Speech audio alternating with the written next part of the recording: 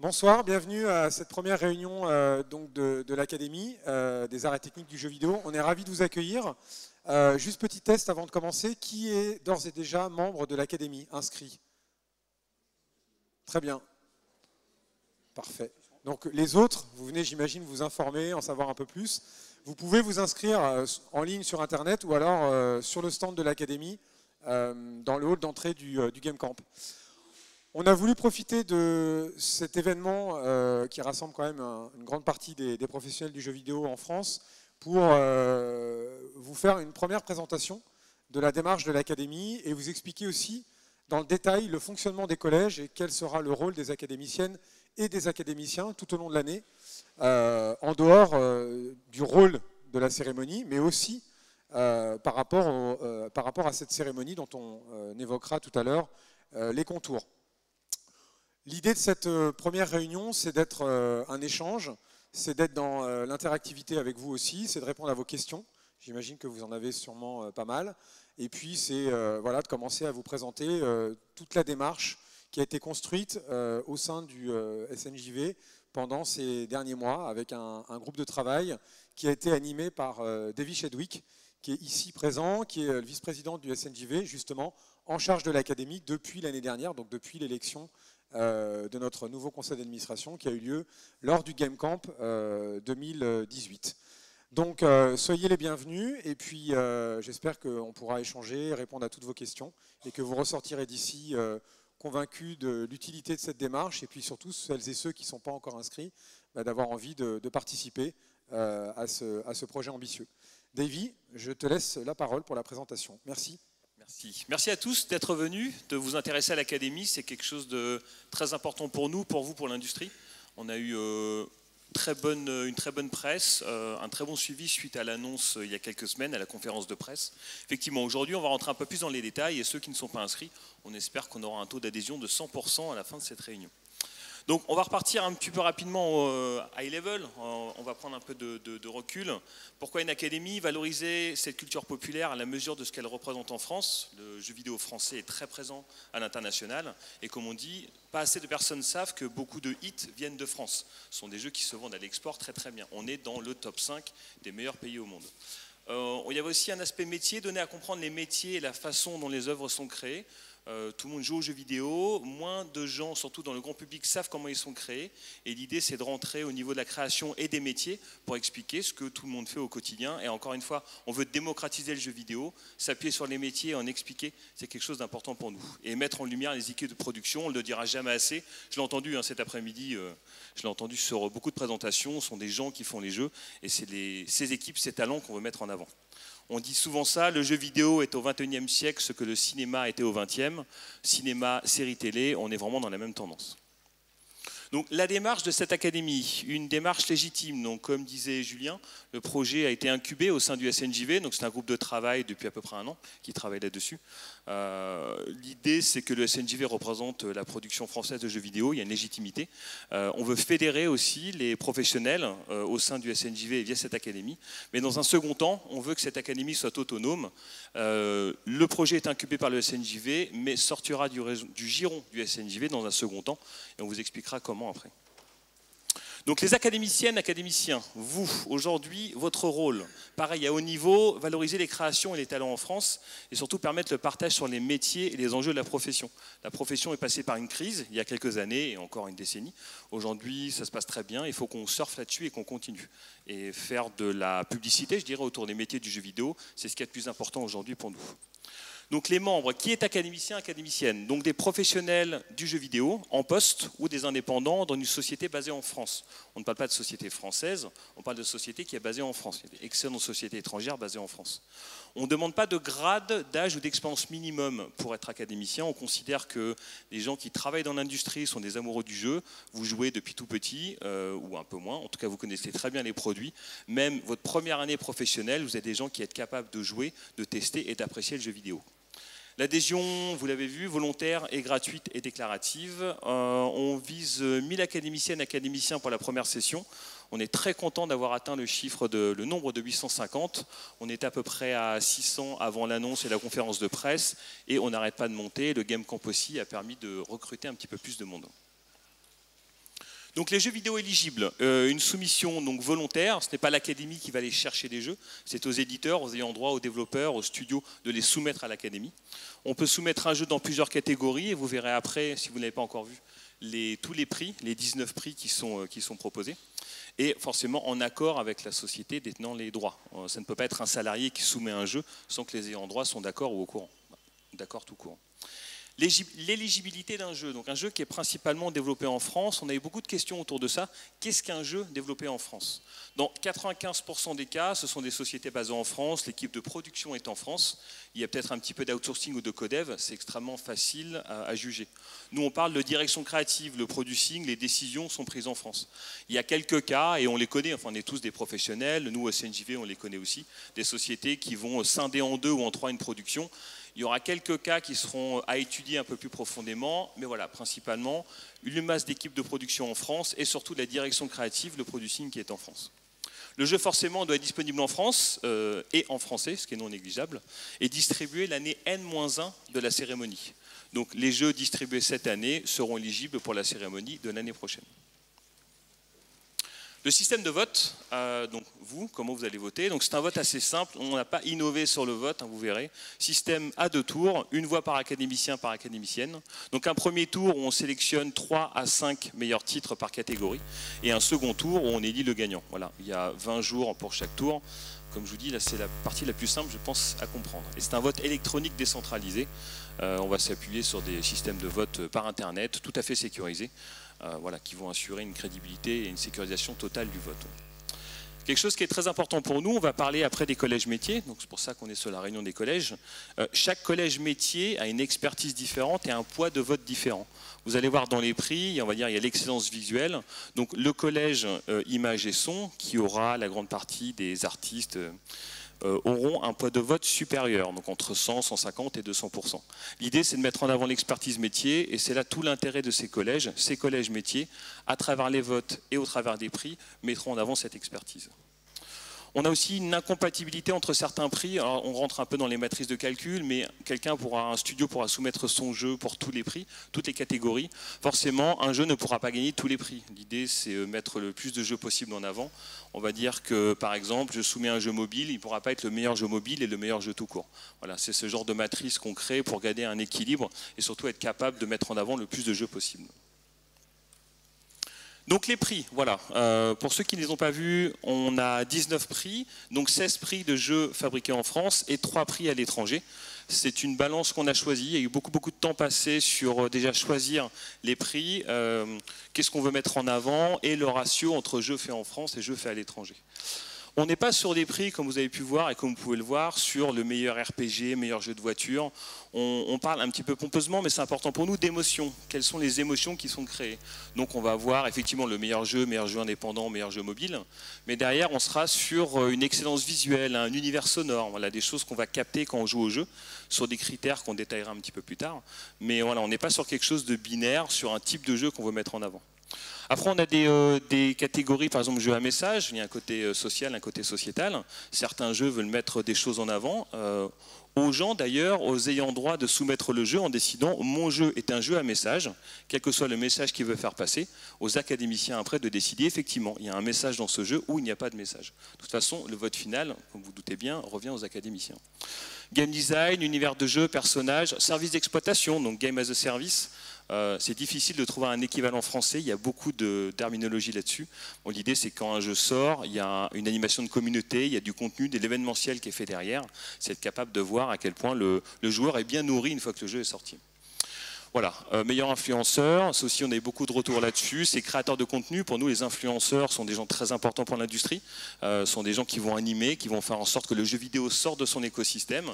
Donc on n'est pas en train de dire un influenceur qui aura vendu X copies du jeu sera mis en avant, mais sa chaîne, sa créativité, voilà, à quel point cette personne est capable de bien animer la communauté.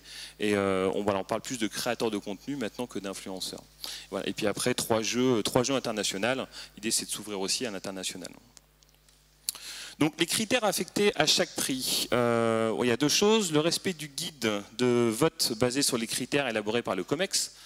Qu'est-ce qu'on veut dire par là? C'est qu'on va vous donner aux académiciennes et académiciens un guide assez haut niveau pour vous expliquer ce qu'on entend par excellence visuelle ou narrative. Et je vais prendre un exemple tout à l'heure. L'idée, c'est aussi que c'est compliqué de tester beaucoup de jeux, et on a des associations régionales avec qui le SNJV travaille de façon très très proche, qui nous aident beaucoup au quotidien, qui vont mettre à disposition ces jeux pour être testés. Après, il y a plusieurs façons de tester les jeux. Les freemium, c'est très simple. Un premium mobile, ça peut être un APK, etc., etc. Voilà, donner le moyen aux académiciens de tester les jeux qui vont être soumis. Donc, respect du guide de vote. Ah bon, on l'a mis 2 fois, pardon. L'exemple, voilà, l'exemple du meilleur univers sonore. Donc, on ne parle pas de meilleure musique, meilleur son. Encore une fois, c'est une émotion. Donc, une émotion suscitée, une profondeur immersive.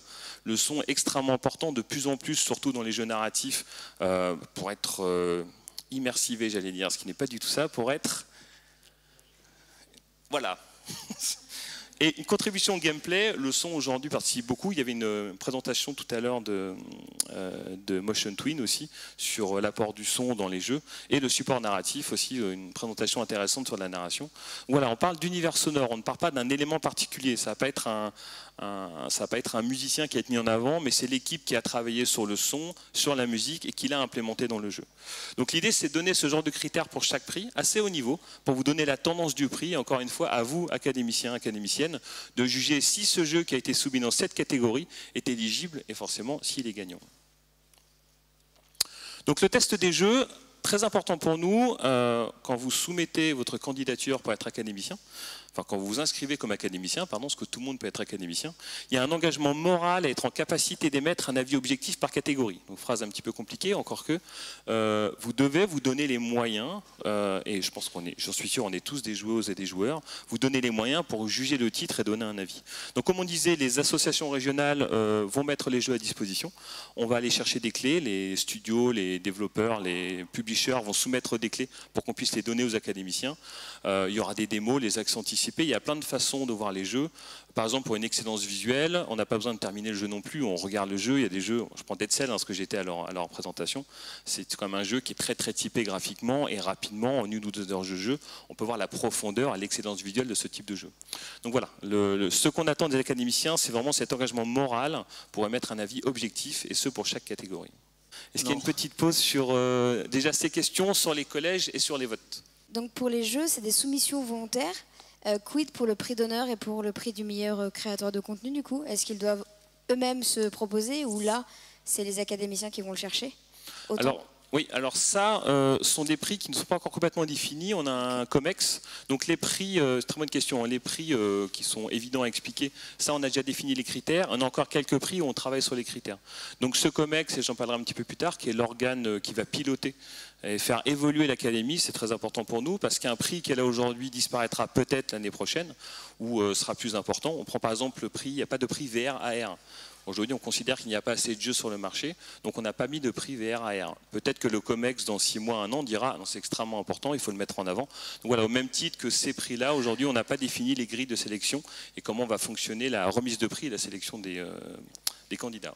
J'avais une autre question aussi. L'une des taglines du coup de l'académie, c'est de valoriser les créations et les talents. Pour l'instant, on valorise beaucoup les créations, peu les talents.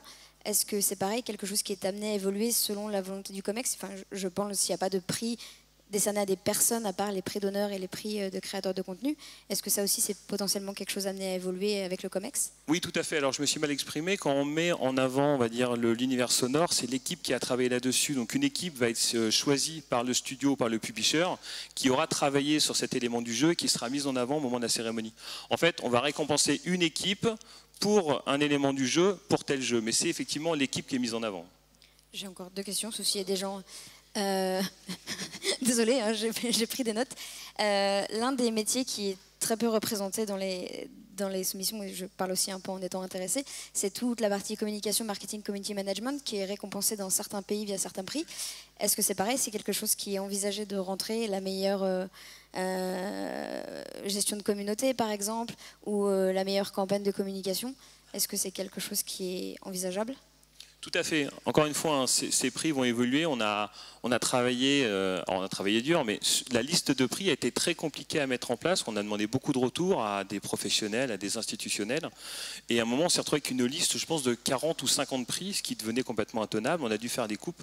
Mais c'est là où le COMEX, donc je parlerai juste après du COMEX, va être extrêmement important pour définir si cette liste de prix doit changer, à quel point elle doit changer.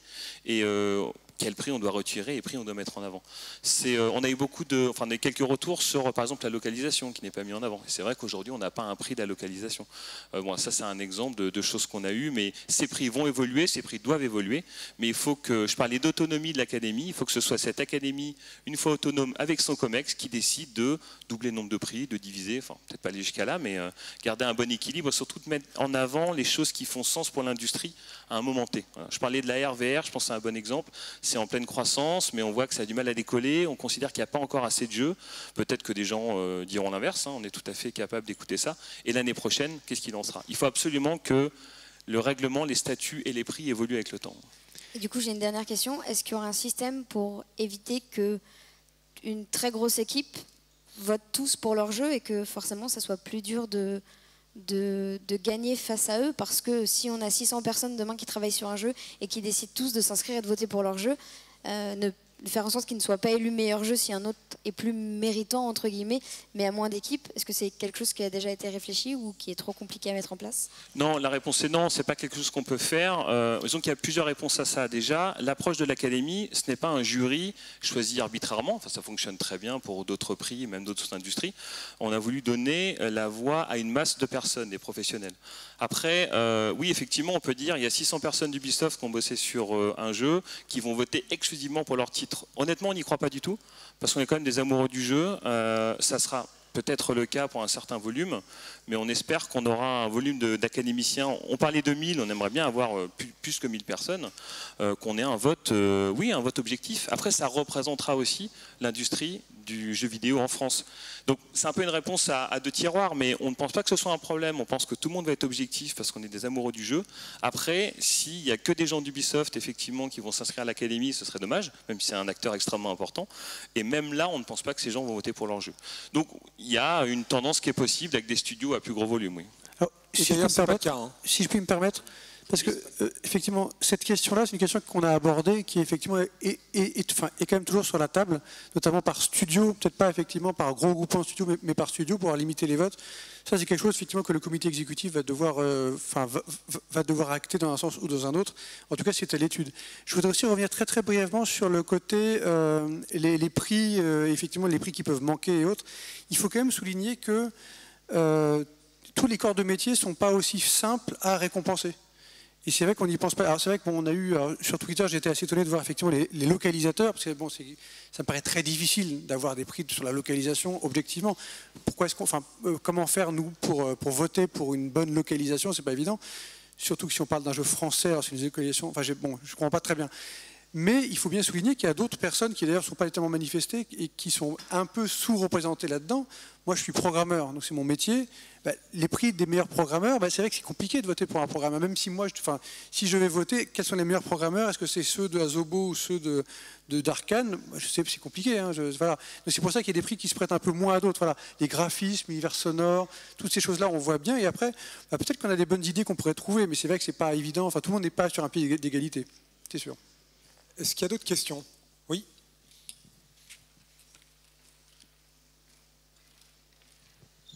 Oui, bonsoir. Donc, je vais poser une question concernant les académiciens.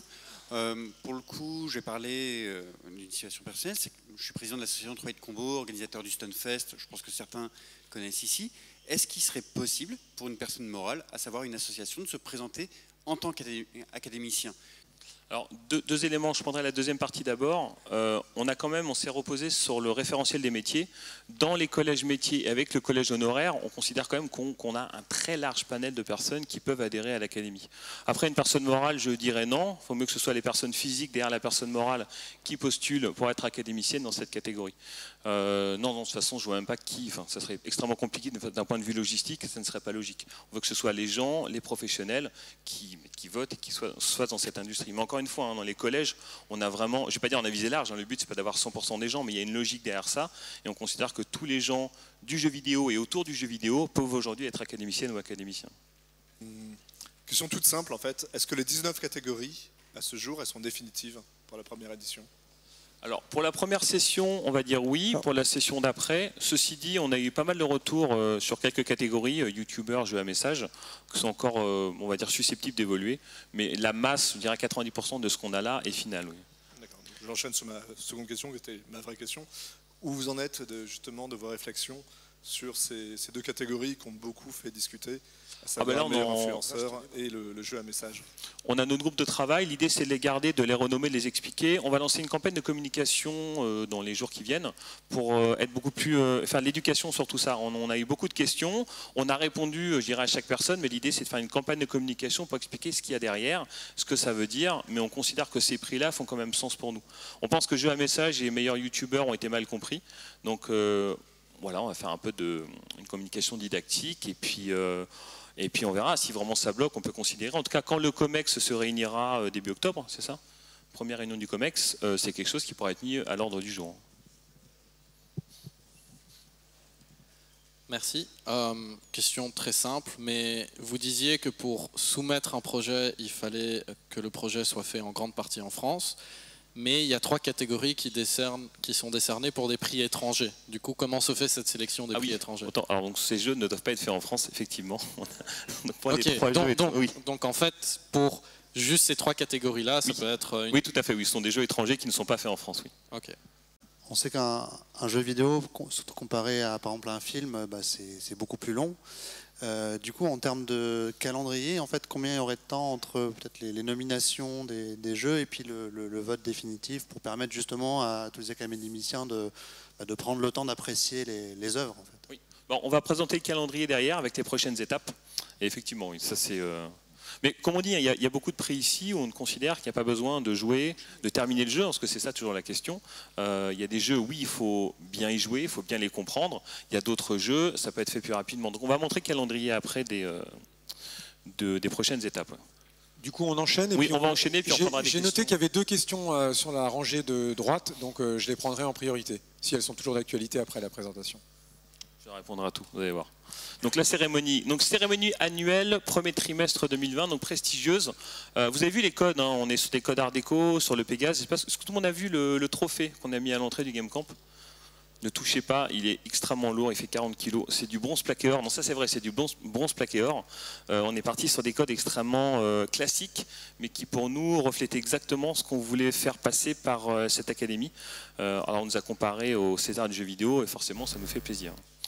Diffusion de cette cérémonie grand public, forcément, le stream sur Internet, mais on est aussi en discussion avec des chaînes télé. Voilà, on a beaucoup de réunions en ce moment et de rendez-vous pour voir quelle chaîne aura l'honneur de diffuser notre académie.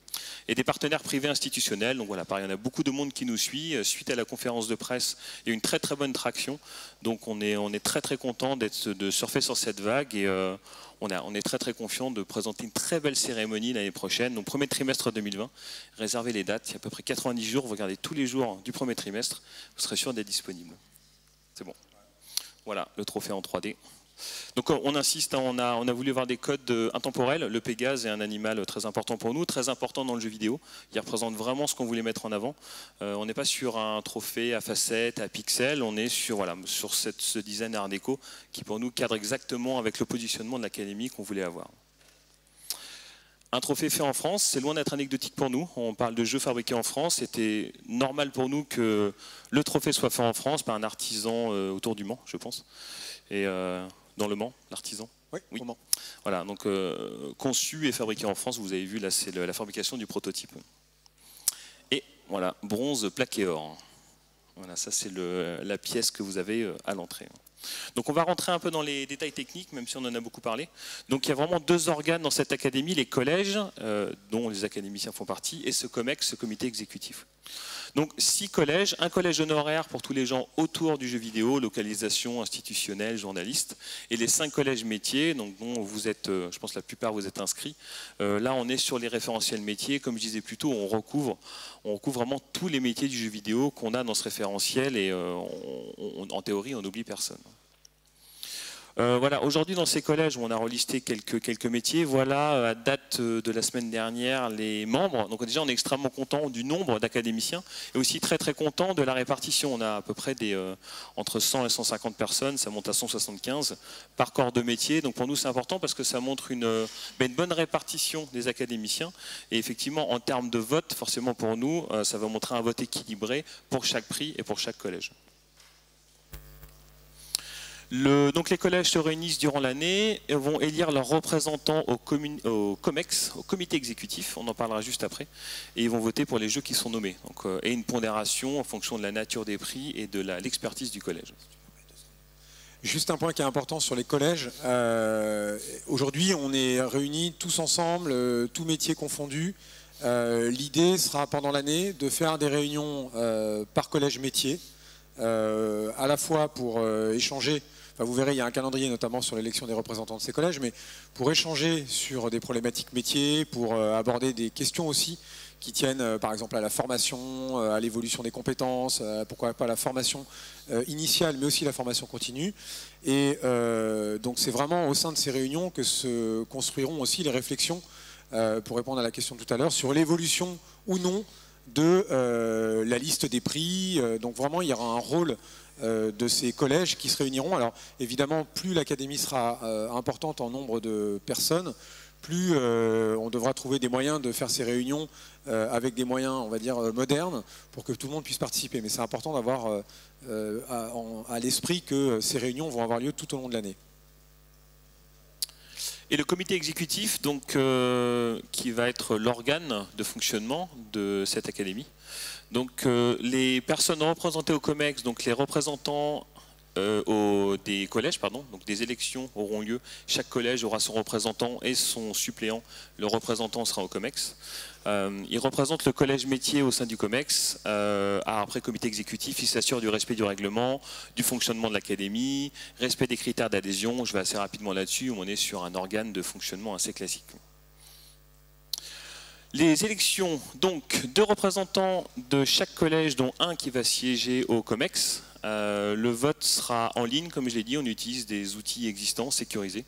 On regarde des outils pour les votes des CSE, par exemple, des comités d'entreprise.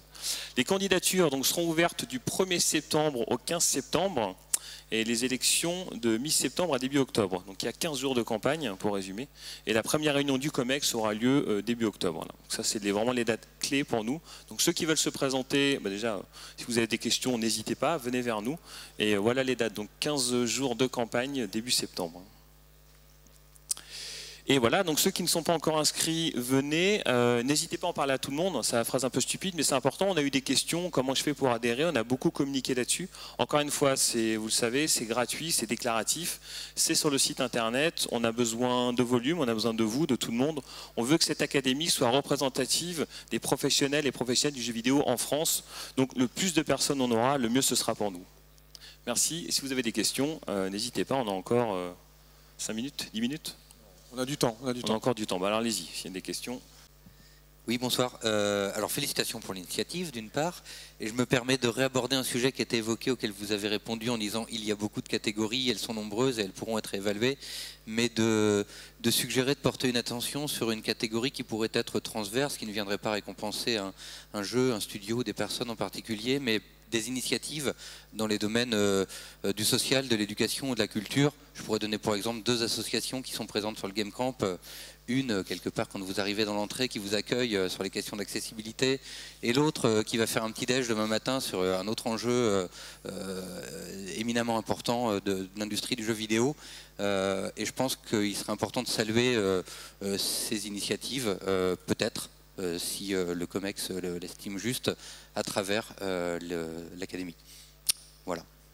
Oui, dans un premier temps, on parle vraiment de jeux de production. Je pense que si des personnes de ces associations sont impliquées dans un jeu, par exemple, on nous a parlé de l'accessibilité. Par exemple, pour les personnes handicapées, il y a des gens qui travaillent là-dessus pour améliorer les jeux, que ce soit visuel ou en termes de contrôle. On pourrait effectivement imaginer un prix du jeu qui a fait l'effort d'avoir des contrôles ou un visuel accessible pour les personnes en handicap. Donc effectivement, il faut quand même que ça tourne autour du jeu. Nous, c'est quand même ça. Sauf le YouTuber et les équipes e-sport, on est sur la production création de jeux et les équipes de production derrière. Donc je dirais par rebond, surtout sur les jeux à messages sociétaux, effectivement c'est là où les gens impliqués sur ces jeux-là se retrouveraient mis en avant. J'avais une autre question. Est-ce que comme pour l'industrie du cinéma, les académiciens auraient la chance de recevoir un coffret avec tous les jeux pour les évaluer? Bon, je demande au cas où, ça coûte rien.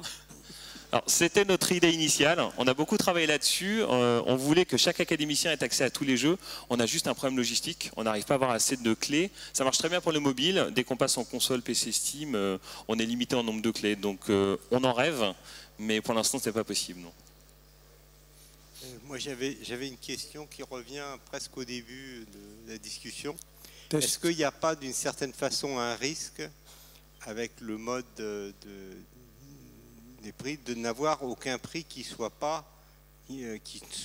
disruptif, pour utiliser un terme à la mode et sans grand. C'est-à-dire comment peuvent se créer des ruptures, des choses qui ouvrent vers des types de jeux, alors que globalement c'est extrêmement consensuel la base du mode de fonctionnement de ce système. Alors, je vais répondre à l'envers, mais si jamais l'Académie arrive à avoir une influence sur la façon dont les jeux sont développés, sur la direction créative, c'est qu'on aura atteint un certain niveau. Je ne pense pas que des jeux vont être développés pour rentrer dans ces catégories, et on considère encore une fois qu'on est sur des émotions et que les catégories sont capables de récompenser des jeux disruptifs, des jeux gênants, des jeux risqués, effectivement, mais je vois ce que vous voulez dire. Hein. Pour nous, ça ne paraît pas être un problème et on pense que les catégories qui sont là aujourd'hui sont capables de récompenser ces jeux. Encore une fois, c'est aux académiciens de décider. Si les académiciens considèrent que le jeu est trop agressif, trop violent, enfin violent dans le sens... comment dire, il y a beaucoup de jeux de tir, de jeux de shoot, mais violent dans le sens vraiment par rapport à ce qui se fait d'habitude, ce qui est j'aime pas dire normé, mais ce qui est acceptable. Dans ce cas-là, le jeu ne sera pas élu. Mais ça repose sur les académiciens. Ici, on propose un outil pour que les académiciens jugent et votent. Voilà, c'est ça qui est important. Et je ne pense pas que ça aura une influence sur, en tout cas, la façon dont les jeux sont designés. Et j'espère qu'il y aura une ouverture d'esprit pour un jeu intéressant. Les jeux à message, ce message sociétal, pour nous, est vraiment important. On est dans une approche classique quand même. Je pense qu'il faut quand même lâcher le mot, c'est quand même ça. C'est vrai que la disruption, c'est bien, mais c'est vrai qu'il faut... Enfin, laissons là à LinkedIn la disruption, enfin, tous ces mots dont on ne sait pas trop ce qu'ils veulent dire exactement d'ailleurs. Moi je pense que là on veut vraiment récompenser d'abord de la production, du travail, un aspect classique. Et c'est vrai qu'on a quelques prix qu'on a mis aussi pour essayer d'ouvrir un petit peu le champ des possibles, qui d'ailleurs sont des prix qui créent un peu quelques polémiques. Par exemple le prix du jeu à message, peut-être que le terme n'est pas bon, j'en sais rien. Enfin voilà, mais là, même là c'est pas complètement évident. On a quand même une base classique, faut pas l'oublier. Voilà. J'ai une question, je suis là, je suis juste curieuse. Pour l'instant, on sait déjà qui assistera à cette cérémonie. Physiquement, lors de la cérémonie, il y a toujours un public dans tous ces événements-là. Ah oui, oui. On sait déjà de qui sera composé ce public. Alors, le public, on veut que ce soit ouvert à tous. Alors, ça dépendra des salles choisies, du nombre de places, payant, non payant, mais l'idée, c'est de ramener le plus de gens possible, et surtout les équipes de production qui seront mis en avant. Mais oui, c'est un événement qui sera public, de toute façon. Est-ce qu'il y a un soutien politique gouvernemental, en fait? Parce que au César, il y a la présence du ministre, la ministre ou du ministre de la Culture, et ainsi de suite. En fait. Est-ce qu'on a ce genre de soutien, ou est-ce que c'est pour l'instant un truc en vase clos? Non, alors on a le CNC qui nous soutient. Donc si on parle de l'organe d'État, le CNC nous soutient fortement. Le jour de l'annonce d'ailleurs, ils ont fait leur homepage, leur page principale sur l'Académie. Et on sait qu'ils sont très très motivés par ça. Donc oui, on n'a aucun souci, aucune inquiétude sur le soutien institutionnel de cette Académie.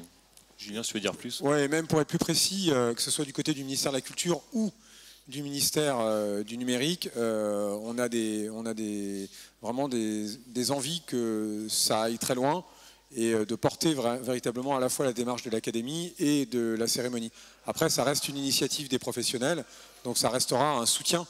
Et l'idée, c'est vraiment de laisser chaque interlocuteur aussi à la place qui est la sienne. Mais évidemment, c'est le genre de cérémonie où on sera ravi d'accueillir des responsables publics, que ce soit d'ailleurs le CNC, le ministère de la Culture ou d'autres ministères, puisqu'il y a ce double ADN culturel et innovant dans le domaine du jeu vidéo. Et globalement, le ministre de la Culture nous soutient sur le jeu vidéo, donc ça c'est très très global, et dernièrement on est vraiment ravis de ça, donc on sait qu'au travers de l'Académie ça va se retrouver aussi. Vous avez parlé d'un système de quota, plus ou moins, pour éviter qu'un même jeu fasse un petit peu la moisson de tous les prix. Est-ce qu'on peut en savoir un peu plus? Ma question, en fait, c'est si c'est la masse de tous les professionnels de l'industrie qui votent, comment est-ce qu'on va empêcher, c'est peut-être pas souhaitable, hein, c'est vraiment une question, un jeu qui est le gros blockbuster français de gagner la moitié de tous les prix qui sont là, parce que c'est à la fois le plus excellent visuellement, au niveau du son, au niveau du gameplay, etc. etc. Est-ce que c'est ce que vous voulez faire, empêcher que ce jeu rafle tout? Si oui, comment?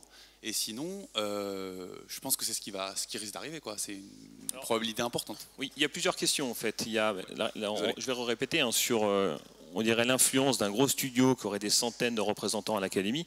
Il y a deux choses. Un, on n'y croit pas trop. On pense que les gens vont comme.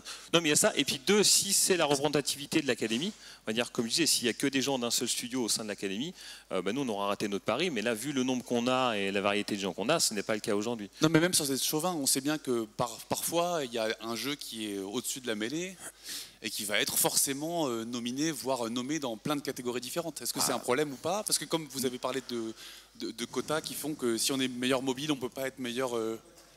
Alors, oui, si je peux me permettre, c'est des incompatibilités de prix, et ensuite c'est des pondérations par collège.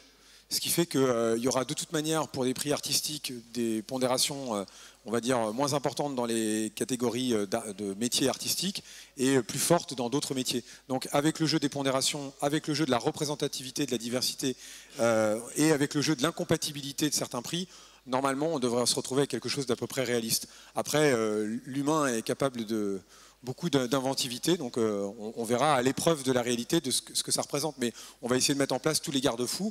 Le règlement général de l'Académie, on n'en a pas parlé, mais il y a une documentation, une bible, hein, comme dans le jeu vidéo, qui est relativement détaillée et qui évolue aussi au quotidien, et qui sera finalement, les statuts de cette Académie reprendra l'ensemble de ces éléments-là, et le COMEX sera le gardien de ce règlement général.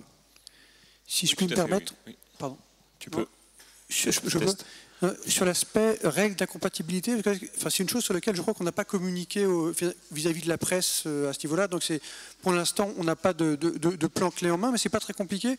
Mais c'est un peu original. C'est quelque chose qui n'existe pas, à ma connaissance, dans d'autres académies. Donc on disrupte, on est comme ça. En revanche, on s'inspire, enfin c'est une idée qui est venue, ça vient de ce qui s'est passé au niveau du Festival de Cannes depuis 1991. Je crois qu'en 90, il y a un film, c'est Barton Fink des frères Cohen, très bon film par ailleurs, enfin je vous le conseille en tout cas, enfin bon c'est pas la question, je crois que c'était le jury, c'était présidé par Polanski, et ils ont filé le prix, la Palme d'Or, meilleur metteur en scène, meilleur scénario, enfin bref, objectivement trop de prix, quoi.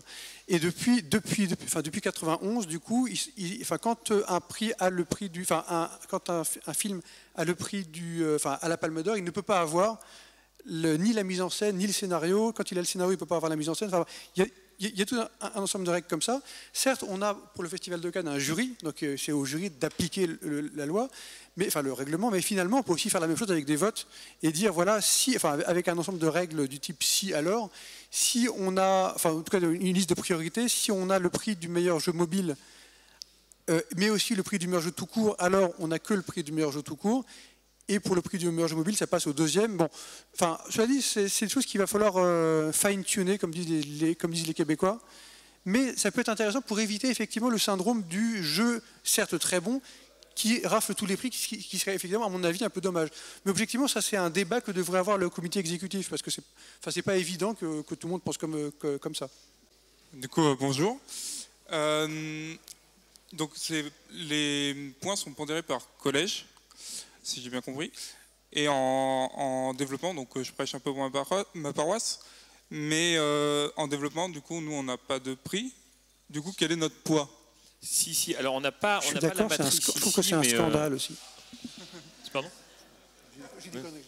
Non, oui, là on n'a pas la matrice ici, mais ça on l'a défini. Donc par rapport au prix que vous avez vu, chaque collège est pondéré. Donc tous les collèges métiers, pas le collège honoraire, mais tous les collèges métiers ont une pondération, une majoration en fonction de certains prix, qui vont de 150 à 200%. Je ne pourrais pas vous dire là de mémoire le collège technique où est-ce que son poids est majoré, mais ça on l'a. Voilà, c'est pour ça qu'on a les collèges métiers. C'est vrai que pour image et son, c'est l'excellence visuelle, ça je m'en souviens parce que c'est extrêmement direct. Mais par exemple pour On va quand même regarder, mais comme je vous dis, on les a pas en tête. Pour l'expérience visuelle, oui, je pense que l'expérience visuelle, on a aussi monté le collège technique, parce que ce n'est pas que la DA, c'est aussi les moteurs qui vont derrière, les moteurs de lumière, etc. Voilà, donc là, c'est une matrice très compliquée qu'on aura dans les statuts. De toute façon, on va être complètement transparent. Donc dans les statuts, cette matrice sera affichée pour voir chaque collège le poids qu'il a. Mais c'est aussi comme ça que les collèges métiers ont été définis, pour que les collèges métiers reflètent une majoration sur les prix et mettent en avant les métiers. Donc c'est vraiment une boucle fermée. Donc oui, vous êtes majoré quelque part, mais je ne saurais pas dire où. Est-ce qu'il y a une place pour nos joueurs quelque part, un prix du public, ou ils sont juste vraiment... Non. On a pris la décision de ne pas mettre de prix du public, donc de prix des joueurs. On reste sur les professionnels. Voilà, tu parles des votants, hein. Comment ? Tu parles des votants. Oui, ou une place quelle qu'elle soit. D'ailleurs, ça peut être le vote, ça peut être effectivement un prix spécial, ou ça peut être autre chose même. Non, aujourd'hui, on n'a pas prévu de ce type de prix. Notamment aux mécontents qui parfois ont une voix un peu forte dans notre industrie. Bonsoir. En fait, j'aurais voulu savoir, pour revenir sur les différents collèges et les prix du coup, à quel moment est-ce qu'on peut s'attendre à avoir une définition de tous les critères, de tous les prix qui seront décernés? Parce que pour l'instant, vous nous avez exposé que certains, mais par exemple, pour les critères de type management et production, pour moi c'est assez flou. Je suis chef de projet et ça reste assez flou. Dans quelle mesure est-ce qu'on peut connaître la façon dont un projet s'est passé, comment s'est passée la prod, etc. Je trouve ça assez difficile à évaluer si on n'a pas été acteur du projet. Donc dans quelle mesure on va évaluer ça? J'ai pas tout entendu, parce que tu avais le micro. Alors, moi je vais répondre en fait. Il n'y a pas de critères. Alors il y a des critères très objectifs pour devenir membre de l'académie. Donc ça c'est des critères qui sont simplement d'être employé ou en freelance dans l'industrie et d'être en poste. Voilà, enfin d'être actif dans cette industrie. Après, les critères, ce sont les critères par rapport au prix. Voilà. Donc, et ça, ces critères, alors ils sont d'ores et déjà définis. On ne les a pas publiés parce que le COMEX sera chargé de les valider et ensuite de les rendre publics auprès des académiciennes et académiciens, de façon à ce que chacun puisse exprimer son vote en fonction des critères qui ont été, et du guide de vote qui a été élaboré. Mais ils sont d'ores et déjà élaborés. C'est-à-dire qu'on a fait les prix, on n'a pas juste dit on va faire un prix comme ça, on a établi un certain nombre de critères et on a dit donc ces critères correspondent à ce prix. Là j'ai remis l'univers sonore, les quelques exemples, mais ça va être des trucs assez haut niveau, on ne veut pas rentrer dans le détail. En fait, on explique ça parce qu'on ne veut pas que l'univers sonore soit compris comme la musique par les musiciens et comme le son par les gens qui font le son. On parle vraiment d'un ensemble et de l'équipe qui met ça en chantier, qui met ça, c'est comme un orchestre. Donc voilà, par exemple, sur le meilleur univers sonore, voilà les 4 grandes lignes qu'on a mis en avant pour aider les académiciens à voter. Comment vous définissez un jeu indépendant en 2019? C'est quoi les critères? Vaste question, mais oui. Et par ailleurs, mettre un prix du meilleur jeu indépendant, est-ce que ce n'est pas de fait les exclure du prix du meilleur jeu? Non, en tout cas, non, du tout. Ou tu veux ça tient à cœur, vas-y, je sens. Non, mais ça tient à cœur, mais c'est vrai. Parce qu'en fait, il y a des débats acharnés encore pour savoir comment est-ce qu'on définit un jeu indépendant. Ce qui est certain, c'est que quelle que soit la définition, elle devrait être précise, documentée, on doit pouvoir s'y référer, et enfin, je veux dire, tout ce qu'on fait là va avoir une traduction juridique extrêmement forte. Moi, personnellement, je serais assez pour définir un jeu indépendant en disant c'est un jeu, parce qu'il va falloir simplifier à un moment donné de la vie, c'est un jeu avec moins de X euros de budget de production. D'autres, et avec de très bons arguments, disent non, il faudrait définir de façon un peu plus fine, c'est pas uniquement une histoire de budget, c'est une histoire d'indépendance par rapport à un éditeur, ce genre de choses. Voilà, on va en discuter. Pour l'instant, on n'a pas voulu. Alors, on a précisé beaucoup de choses ici, on n'a pas voulu tout préciser parce que voilà, c'est pas le but du SNJV qui incube cette démarche de tout définir et de dire voilà, maintenant c'est indépendant mais vous allez faire exactement comme on a dit. L'idée c'est bien sûr qu'on ait une respiration à ce niveau-là, et d'ailleurs ça pourrait peut-être changer d'une année sur l'autre parfois, c'est un truc important. En tout cas, ça n'est pas du tout un prix bis. On peut tout à fait avoir un jeu indépendant qui soit aussi un meilleur jeu. Alors sous réserve, là les règles d'incompatibilité, si on le souhaite, permettrait qu'effectivement un jeu indépendant qui est le Pégase du meilleur jeu, eh bien n'est que le Pégase du meilleur jeu. Et, enfin voilà, comme j'ai dit tout à l'heure. Mais en tout cas, c'est pas du tout une catégorie bis. Maintenant, il est clair que, je pense que des jeux indépendants, par exemple, mais il y en a d'autres aussi, doivent être un petit peu aidés avec un prix à part, pour pouvoir être mis en lumière et que précisément on ne mette pas que les AAA en lumière. Parce qu'en France, on sait faire des très bons AAA. On en a vu plein, y compris il y a eu des conférences aujourd'hui là-dessus. Voilà, c'est pas que les AAA qu'il faut récompenser. Mais objectivement, entre Dead Cells et, enfin je pense ça, pour moi c'est un jeu indépendant Dead Cells, je ne sais pas comment il a coûté exactement, entre Dead Cells et un des AAA qui sont sortis la même année, bah moi je vote meilleur jeu Dead Cells, mais je le vote aussi pour meilleur jeu indépendant. Voilà, donc je ne pense pas du tout que ça soit, comme vous l'avez sous-entendu, une sorte de pis-aller, pas du tout. Non, bien au contraire, on a mis meilleur jeu indépendant. Meilleur jeu indépendant peut être le meilleur univers sonore, l'excellence visuelle, et on a une catégorie en plus. Après, peut-être que certains diront on met trop en avant les jeux indépendants parce qu'il y a un prix spécifique. Par exemple, mobile, on a un prix spécifique mobile. Pourquoi on a un prix spécifique mobile et pas un prix PS4, Xbox et PC? Le mobile, c'est une consommation différente, ce sont des business models un peu différents, même fortement différents. Donc pour nous, il y a une catégorie à part, donc un prix à part. Encore une fois, on ne le répétera jamais assez, mais ce COMEX décidera, non, en fait, un prix mobile. Maintenant, alors moi je fais beaucoup de mobile, donc, mais parfois j'entends ce ne sont pas des vrais jeux, ce qui me transperce le cœur, mais bon, on l'entend encore. Pour moi, ce sont des vrais jeux, donc peut-être que quand ce sera complètement des vrais jeux pour tout le monde, le prix du mobile disparaîtra et tous les jeux consoles seront freemium ou autres, et on sera tous amis, tout va fusionner, et voilà. Mais non, on veut mettre le jeu en avant mobile, le jeu indépendant en avant, et après, effectivement, la définition reste encore à clarifier. Même si pour nous, c'est évident, enfin, je dirais on voit un jeu, on sent si c'est un jeu indépendant ou non, mais il faut le mettre par écrit pour que les règlements soient très clairs et qu'il n'y ait pas de contestation possible, en tout cas. J'ai plus une remarque qu'une question, quelque chose où il va falloir y penser assez vite, je pense, la possibilité de changer son statut. C'est-à-dire que si on s'est inscrit à un collège, qu'on a donné des informations et qu'elles changent en cours de route, ce serait bien rapidement qu'on puisse l'actualiser nous-mêmes. Je ne crois pas que ce soit le cas actuellement. Et alors non, c'est pas le cas, mais tous les ans, on va le garder une année, parce qu'après, ne serait-ce compliqué qu'en termes de logistique, il faut que ça fasse sens, on est dans le long terme, mais tous les ans, effectivement, on pourra resoumettre sa candidature pour être académicien et changer son expertise métier, enfin changer de collège. Donc, oui. Ok, seulement tous les ans, d'accord. Je ne sais pas si c'est déjà possible, mais est-ce que c'est, par exemple, quelqu'un qui crée son jeu un peu de A à Z, qui est un peu indépendant, est-ce qu'il peut s'inscrire à plusieurs collèges ou est-ce qu'il va devoir en choisir un en particulier? Non, on choisit un seul collège, la discipline majeure, pareil pour des raisons logistiques, et puis vu qu'on a des poids par métier, plusieurs personnes, moi le premier on fait plein de trucs, un peu de design, un peu d'autres, mais il y a quand même une ligne directrice. Donc pour nous c'est ce poste entre guillemets principal qui est important pour le collège. Voilà, c'est par logistique, je dirais aussi. En tout cas, vous l'avez compris, et d'ailleurs c'est intéressant parce qu'on voit qu'il y a beaucoup d'échanges et beaucoup de propositions, de questions. Vous avez un rôle majeur à jouer dans cette académie, c'est pas du bottom-up, c'est véritablement les académiciennes et les académiciens, donc les professionnels, qui vont faire vivre tout ce qui a été élaboré jusqu'à maintenant. Donc toutes vos propositions, toutes vos suggestions, toutes vos idées d'ailleurs, elles sont bonnes à prendre, elles seront entendues au sein des collèges, elles seront remontées par les représentants ou les représentantes des collèges au comité exécutif. Donc c'est très important que si vous n'êtes pas encore académicienne ou académicien, que vous fassiez la démarche de vous inscrire. Si vous l'êtes déjà, on va rapidement revenir vers vous dans chacun des collèges pour vous informer des prochaines étapes. Et d'ailleurs, si on peut parler des prochaines étapes, très concrètement, vous recevrez durant l'été les procédures de candidature dans les collèges. Donc pour l'élection, enfin pour la candidature qui aura lieu du 1er au 15 septembre, donc ce sera un vote évidemment en ligne.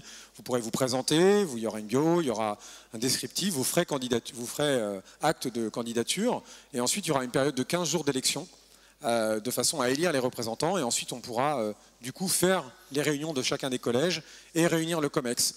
Donc les choses vont s'enchaîner assez rapidement dans les prochaines semaines et dans les prochains mois. Et évidemment, d'ici la création de ce COMEX, il y a la possibilité d'échanger avec nous sur toutes les suggestions, toutes les propositions que vous avez. Encore une fois, on a établi un socle sur lequel on va travailler et on fera évoluer ces choses-là au fur et à mesure du temps avec l'agilité qui caractérise aussi cette industrie, qui caractérise vos métiers. Il ne s'agit pas de graver dans le marbre des choses de façon absolue, il s'agit plutôt de faire évoluer en fonction de la façon dont nos métiers, dont notre industrie évolue. Je pense que c'est très important de le rappeler. Oui, c'est une boîte à outils, il faut le voir comme ça. On met à disposition des outils avec des règles de base qui pourront évoluer avec le temps. On a quand même travaillé sur une bonne série de règles de base pour la première cérémonie, pour le COMEX. À vous de le prendre à bras le corps et de le faire évoluer avec le temps. Je pense que c'est la meilleure réponse à ça. Oui. C'est quelque chose qui doit évoluer. Le jeu vidéo évolue, mais constamment, tous les jours, tous les ans, les business models, les consoles. Tiens, par exemple, personne m'a posé la question sur Stadia. Voilà, Stadia, est-ce que c'est une plateforme ou non? Est-ce qu'il faut un prix Stadia? Pour nous, il n'y a pas de prix Stadia, il n'y a pas d'exclusivité. Si demain, dans 1 an, 2 ans, il y a 50 jeux par an exclusifs Stadia, ça devient une plateforme. Qu'est-ce qu'on récompense? On récompense la plateforme, les jeux dedans, etc. etc. Voilà, ça c'est une très bonne question. Stadia, VR, AR, etc. Il faut qu'on soit au goût du jour. C'est la force de cette industrie. Et il faut que ça continue, que ça se voit au travers de cette académie. On a fait le tour? Ouais, je pense. Parfait. Merci infiniment. Merci à vous. Merci à tout le monde.